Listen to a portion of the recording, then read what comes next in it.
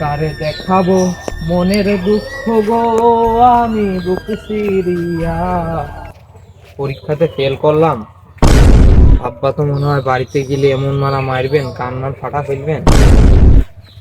এত টাকা খরচ করে পড়ালেখা করাইলো, বাড়িতে যে কিভাবে যাব এখন। আর আমার গেদার আজকে রেজাল্ট দিবি, সে গেদা কোনে গেল?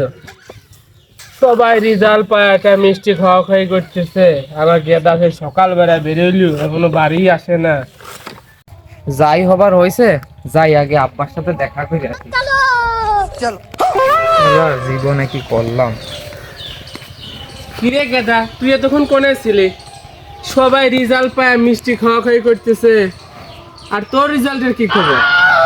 রেজাল্টের আর খবর? তুমি মুরব্বী মানুষ, বুড়ো হয়ে গেছো, তুমি এখন ওঠো, কাজ আমি করি। ধরো, কাজ করতে দাও। কিরে, গেদা আমার উঠো দিল, গেদা জীবনে কাজ কাম করি নাই, বুঝলাম না।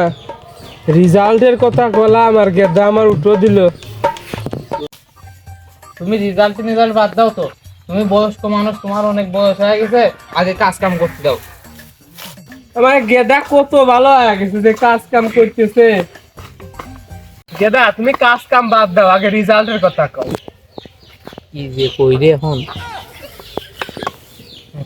রেজাল্ট পরের বিষয়, আপনি হেনতে যান তো, আগে গরুর খাবার দিয়ে আসি। যান। আর ওইবারে গেদাও তো পরীক্ষা দিল আমার সাথে, আমি তো পাস করলাম, ও দেখি কি করছে দেখে আসি।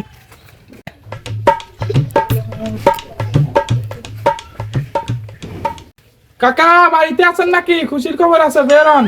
কে রে ভাইস্তে, কি কইস? কিসের খুশির খবর? কাকা আমি তো পরীক্ষায় পাস করছি, আপনার গেদার কি খবর? আরে মুনি, আমার গেদাতে সকালবেলা আমি করছি যে পরীক্ষা রেজাল্টের কি খবর, রেজাল্টের কি খবর। ও তো কিছুই করছে না, ও মানে আমার সারা প্রাইজ দিবে। কি কয় রে? কি রে গেদা, তোর রেজাল্টের কি খবর সেটা ক। ওই পাড়া আব্বাসের সাল তো পাস করে ফেলা দিছে, তোর রেজাল্টের কি খবর? তুমি একটা জিনিস বোঝো, পাস করলে মিষ্টি কিনা লাগবে, কত টাকা খরচ, কত কিছু, এর কারণে আমি ফেল করছি। আমার হারাম কাকা পরীক্ষা করতেছে।